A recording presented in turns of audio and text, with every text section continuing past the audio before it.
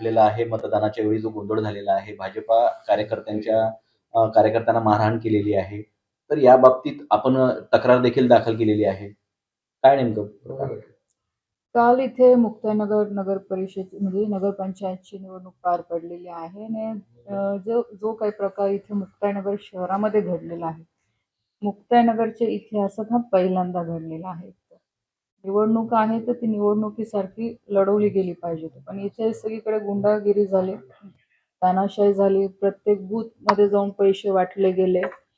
त्याच्यानंतर बूथमध्ये जिथे booth agent म्हणून एकच व्यक्तीला बसायचा अधिकार आहे, तिथे 2-2, 3-3 लोक शिवसेनेचे बसलेले होते.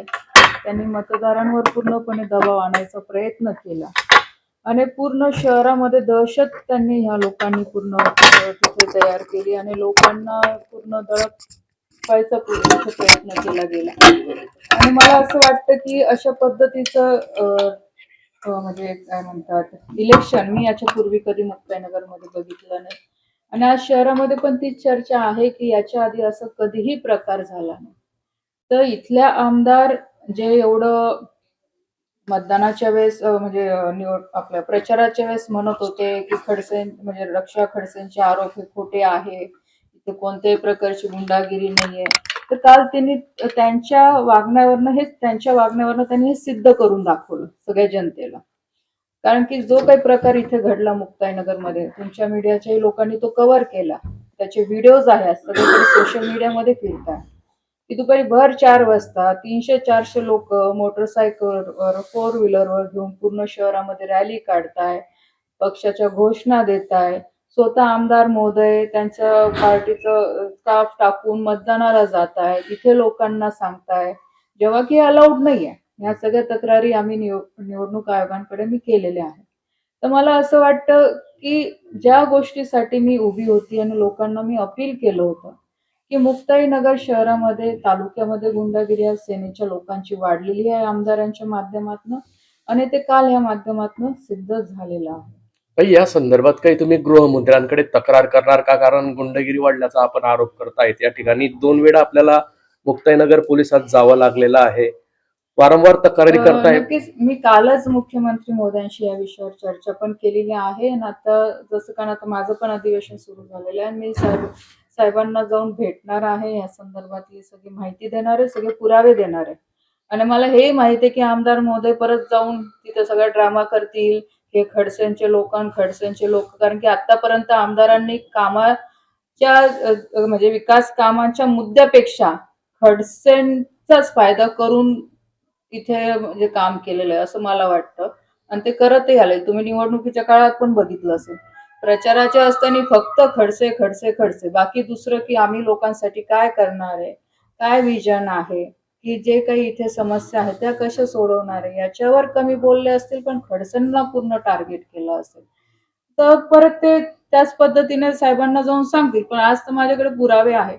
सगळे भारतीय जनता पार्टीचे कार्यकर्त्यांनी इथे बघितलं, आम्ही स्वतः सगळ्यांनी बघितलं, लोकांनी बघितलेलं आहे. तर मी देवेंद्रजींना या सगळ्या गोष्टी पुराव्यासह दाखवणार आहे. काल जो एकंदरीत प्रकार झालेला आहे, शक्ती प्रदर्शन असेल, घोषणाबाजी असेल किंवा बाहेरून आणलेली तुम्ही म्हटल्याप्रमाणे गुंडगिरी असेल, तर या गुंडगिरीमुळे जी काही दडपशाही दाखवलेली गेलेली आहे, त्यामुळे कुठेतरी मतदानावर परिणाम झाला असं वाटतंय तुम्हाला? नक्कीच झालं असेल. आता मी आज सकाळी आढावा घेत होते की मुस्लिम प्रभागातल्या बऱ्याचशा महिला बाहेर पडल्या नाही.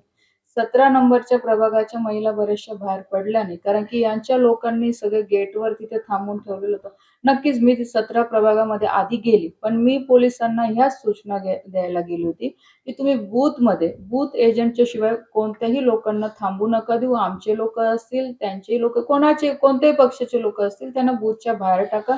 100 मीटरच्या आतमध्ये जो मतदार आहे त्याला सोडून किंवा उमेदवाराला सोडून कोणालाही आतमध्ये जायला तुम्ही परमिशन नका देऊ. मला असं वाटतं याच्यात काही चुकीचं नाहीये. ही गोष्ट त्यांना इतकी लागली की ते पूर्ण माफ घेऊन तिथे आले, कारण घोषणा देऊ लागले, माझ्या गाडीजवळ आले, तिथे तमाशा केला त्यांनी. ह्या सगळ्या गोष्टी काल घडलेल्या आहेत. कुठेतरी असं वाटतंय का की केंद्रीय मंत्र्यांना आज पोलिसांना सूचना कराव्या लागत आहेत, निवडणूक आयोगांपर्यंत फोन करावे लागत आहे. कुठेतरी पोलीस प्रशासन असेल, निवडणूक आयोग हे असतील, तर यांना हे कुठं कमी पडल्यासारखं वाटतंय? बघा पोलीस फोर्स पूर्ण होती. पण मी तेच सांगितलं ना, इथे पोलिसांना पण त्यांनी एवढं घाबरून ठेवलेलं आहे, एवढं प्रेशरमध्ये ठेवलेलं आहे, की म्हणजे की कोणीच काहीच काम करायचं नाही आणि आम्ही बोलू तेच बरोबर आणि आम्ही बोलू तेच त्याच पद्धतीने इथे लोकं पण वागतील, अधिकारी पण वागतील ह्या अनुषंगाने इथे काम करून ठेवलेलं आहे. काही वरती जर आम्ही विषय सांगायला गेलो, "नाही, नाही, नाही, हे एकनाथ खडसेचे माणसं आहे, म्हणून यांची बदली इथे करू नका, या अधिकाऱ्याला इथे देऊ नका." तेच मी सांगितलं. खडसेंचं फक्त नाव घेऊन त्यांनी त्यांचा फायदा करून घेतला आणि इथे सगळी गुंडागिरी पसरवायचं त्यांनी काम केलं. तुम्ही मागे एक खंत पण व्यक्त केली होती, की खडसेंच्या नावावरती हे काम करत असतात आणि कुठेतरी आमची पण विकासाची कामं यांनी एकनाथ शिंदेच्या माध्यमातून दाबून ठेवलेली आहेत. आमची कामं होत नाहीयेत. झालेलाच आहे तो प्रकार. माझ्याकडे मागचे जी-आर पण आहे.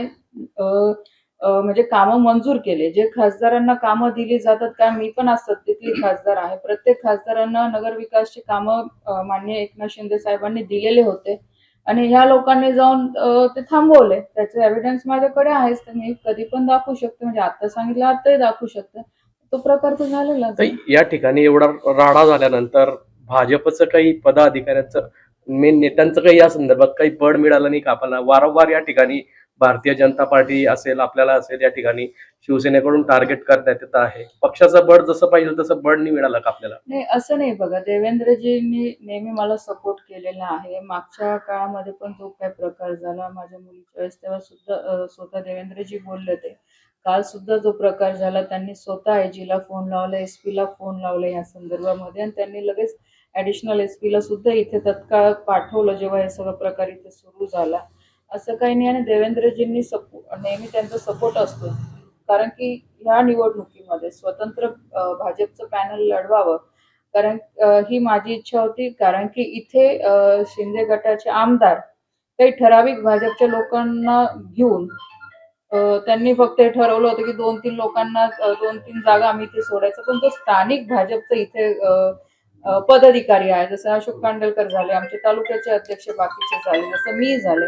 आम्हाला कोणताही विश्वासात न घेता त्यांनी ह्या सगळ्या गोष्टी करायचा प्रकार इथे केलेला होता. म्हणून सगळ्या कार्यकर्त्यांनी इथे ठरवलं, की बाबा इथे भाजपची ताकद आहे. जेव्हा आम्ही आमदाराला भाजपच्या सपोर्टने निवडून दिलेला आहे, तर भाजपला योग्य मान-सन्मान तो मिळाला पाहिजे. आणि त्यावेळेस इथे त्यांच्याकडनं सेनेकडनं विरोध झाला या गोष्टीला, की आम्ही एवढ्या जागा भाजपला देऊ शकत नाही. आणि ही गोष्ट आम्ही आदरणीय देवेंद्रजींना सांगितली, की तुम्ही एक वेळ आम्हाला संधी द्या इथे पूर्ण पॅनल लढवायची.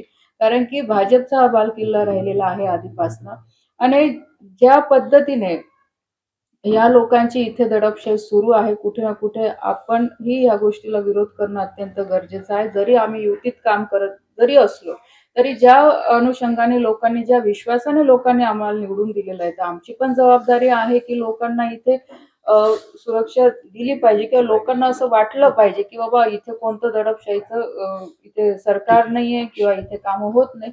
अशा पद्धतीचं वातावरण पण लोकांमध्ये असणं गरजेचं आहे. पण फक्त एकतर्फी इथे कारभार सुरू जो होताना आम्हाला दिसत होता, त्याला आम्ही विरोध केला आणि आदरणीय देवेंद्रजींनी या गोष्टीला आम्हाला सगळ्यांना सपोर्ट केला. त्यांनी सांगितलं, की "तुम्ही लढवा, मी तुमच्या सोबत आहे." आणि पूर्ण भारतीय जनता पार्टी तालुक्याची आमच्या सोबत होती. त्याच्यात कुठेही दुमत नाही. ताई, काल जो काही प्रकार घडला या संदर्भातले एव्हिडन्स आपल्याकडे आहेत. आता आपलं पुढचं पाऊल काय असेल? मी तेच सांगितलं काल रात्रीच मी सगळे आपल्या यांना इलेक्शन कमिशनर म्हणजे आयुक्तांना हे सगळे रिपोर्ट्स पाठवलेले आहे, मेल केलेला आहे. त्यांच्याशी फोनवर पण बोललेली आहे, की याच्यावर योग्य ती कारवाई झाली पाहिजे, ना की याचा काहीतरी गैरवापर करून या लोकांनी परत फायदा घेतला पाहिजे. आणि मला त्यांनी सुद्धा सांगितलं, की जे नियमात आहे ते जर नियमांचं यांनी उल्लंघन केलं असेल, तर रीतसर त्यांच्यावर कारवाई ताई, होईल. भूखंड लाटल्याचा देखील आरोप करताय की भूखंड आधी सोडावावेत असं आमदार म्हणतात. कोणता भूखंड लाटला ते सांगावं त्यांनी. पुरावे आहेत. कोणता? पुरावा त्यांच्याजवळ असतील ना. मागच्या त्यांनी त्यांच्या इंटरव्ह्यूमध्ये सांगितलं, की मुक्ताई मंदिराच्या तिथलं मी ती बिल्डिंग घेतली किंवा माझ्या नावावर करून घेतली. तर आजही तुम्ही जाऊन बघू शकता. ती बिल्डिंग ग्रामपंचायतच्याच नावावर आहे. ती जी बिल्डिंग बांधली गेलेली आहे, ती माझ्या केंद्र सरकारच्या निधीच्या अंतर्गत बांधली गेलेली आहे. आज मुक्ताई मंदिर इथे आहे. एवढं जुनं आपलं देवस्थान आहे. आज लाखो भाविक इथे दर्शनासाठी येतात. आणि जर तिथे एखादी आध्यात्मिक कार्य जर मी सुरू केलं बंद करतो. असेल आणि ते पण एकही रुपया लोकांकडनं न घेता आज तिथे 60 ते 70 विद्यार्थी तिथे शिकतायत. तिथे आपण वारकरी संप्रदायाची शाळा सुरू केलेली आहे. नक्कीच त्याचा पूर्ण खर्च मी करते. आज माझ्या मुलाच्या नावाने फाउंडेशन आहे. त्या फाउंडेशन गुरुनाथ फाउंडेशनच्या माध्यमातून सगळं खर्च मी करते. त्याच्यात जर मी काही माझा स्वतःचा स्वार्थ असेल आणि काहीतरी मी फायदा करून घेत असेल तर ते चुकीचं आहे. पण जर इथे लोकांच्या हितासाठी कार्य होत असेल, इथे जर आध्यात्मिक काम होत असेल, ज्याच्याने येणारी पुढची पिढी चांगली घडू शकते, जे आपलं मुक्ताईचं एवढं पवित्र स्थान आहे, त्याच्याबद्दल जनजागृती होत असेल, वारकरी संप्रदाय जपायचा जर मी प्रयत्न करत असेल, तर याच्यात गुन्हा काय आहे त्यांनी सिद्ध करावं. काही एसआयटी चौकशी करा, म्हणजे मुख्यमंत्र्यांकडे तक्रार त्यांची केलेली आहे या संदर्भात. ते म्हणतात या संदर्भात एसआयटी चौकशी करा म्हणतात आमदार कोणती म्हणतात. कोणती हे जे प्रकरण आहे कोणतं प्रकरण? हे आता भूखंड झालं नाही, भूखंड नाही मॅडम. हा, हे आज मतदान केंद्रावरती हा. जो राडा झाला या हा. संदर्भात. तर केलं पाहिजे ना. ते स्वतः म्हणताय ना आमदार, तर केलंच पाहिजे. मग चांगली गोष्ट आहे. जर त्यांची इच्छा आहे तर करतील नक्कीच मुख्यमंत्री. त्याच्यात काही गैर काय आहे? जे केलेलं आहे ते तर चित्र आहेच ना. चला काय आम्ही त्याच्यात काहीतरी खोटं बोलतोय आणि काहीतरी स्टोरी बनवून मी काहीतरी सांगते तर नक्कीच चांगली गोष्ट आहे की जो स्वतःहून या गोष्टीसाठी पुढे आलेले आहेत आता तर केलीच पाहिजे. नक्कीच मुख्यमंत्री महोदय करतीलच, कारण की त्यांनी जे काही कृत्य केलेलं आहे इथे शहरामध्ये ऑफकोर्स त्या अनुषंगाने तर केलीच ते पाहिजे. अतिवृष्टीमुळे राज्यात मोठं नुकसान झालेलं आहे. राज्य सरकारकडून अद्यापही प्रस्ताव केंद्राकडे गेलेला नाही या संदर्भात. बघा, जे काही इथे नुकसान राज्यामध्ये झालेलं आहे, असं नाही प्रस्ताव केलेला नाहीये. मागच्या वेळेस स्वतः मुख्यमंत्री महोदय पीएम साहेबांना पण भेटले होते. या विषयाची सगळी माहिती सुद्धा सांगितलेली आहे आणि केंद्र सरकारने पण या संदर्भामध्ये पूर्ण आश्वासन दिलेलं आहे की जे काय असेल सरकारकडनं पूर्ण मदत केली जाईल. तर निवडणुका पुढे ढकलल्यावरून नेत्यांना नाराजीनंतर राज्य निवडणूक आयोगाची भूमिका आहे कुठेतरी या संदर्भात काय सांगा? निवडणुका म्हणजे आम्हालाही ते वाटतं की लवकर झाल्या असते तर बऱ्या झाल्या असत्या, कारण की आज काल इलेक्शन झालं, परत 21 दिवसावर निकाल लोटला गेला आहे त्या निवडणुकीमुळे. तर लवकर या आठवड्यातच निवडणुका घेतल्या असत्या तर सगळ्यांना मोकळं होता आलं असतं.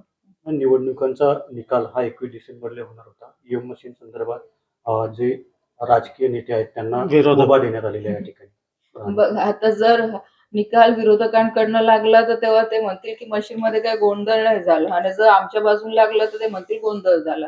तसं असतं तर मग लोकसभेतही आम्हाला करता आलं असतं. हे काही ठिकाणी आरक्षण मर्यादा ओलांडल्यानंतर जिल्हा परिषद निवडणुका आहेत त्या 2 टप्प्यात होण्याची शक्यता आहे. बघा आता ते कोर्ट निर्णय देईल किंवा निवडणूक आयोग याच्यावर निर्णय देईल. त्याच्यावर मला काही बोलावं असं नाही वाटत.